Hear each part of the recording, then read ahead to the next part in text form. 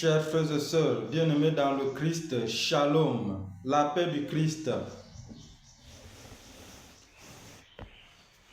Vendredi 12 décembre 2025, de la deuxième semaine de l'Avent, année liturgique A.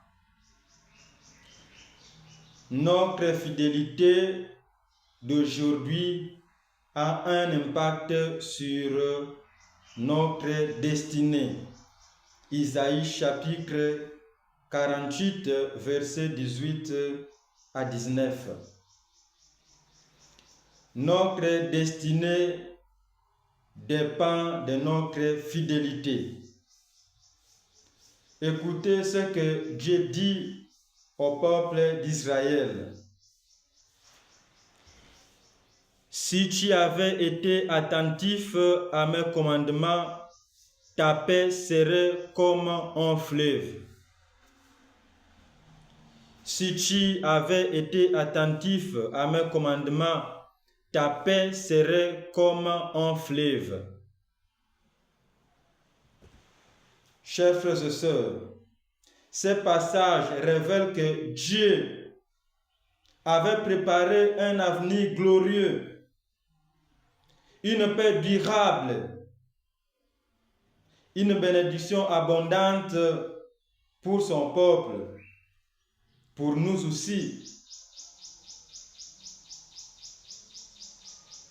Mais l'infidélité du peuple a limité ce que Dieu voulait accomplir. Sache-le, ton infidélité peut limiter ce que Dieu avait préparé pour toi, ce que Dieu voulait accomplir dans ta vie. Cela signifie quoi? Dieu a des projets de bonheur, des projets de peur, mais notre manque d'écoute à sa parole, notre désobéissance peut freiner les réalisations, peut limiter les réalisations, peut bloquer les réalisations, peut bloquer ce que Dieu avait préparé pour nous, ce que Dieu voulait accomplir dans nos vies.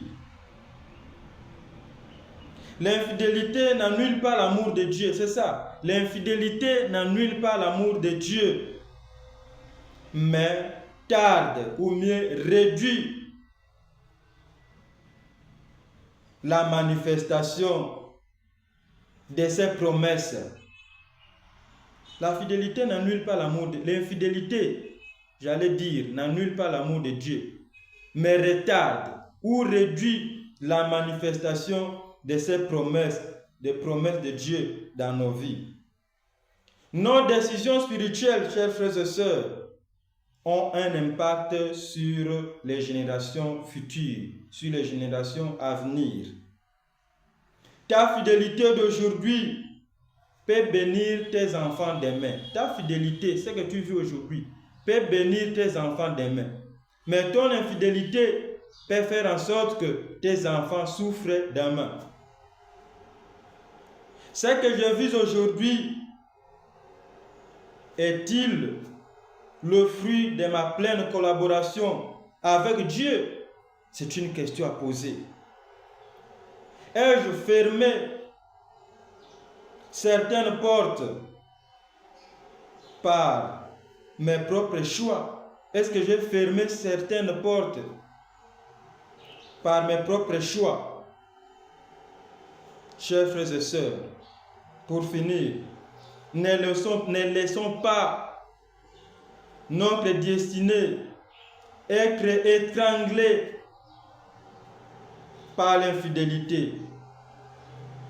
Reprenons le chemin d'écoute, reprenons le chemin d'obéissance. Il ne nous est jamais tard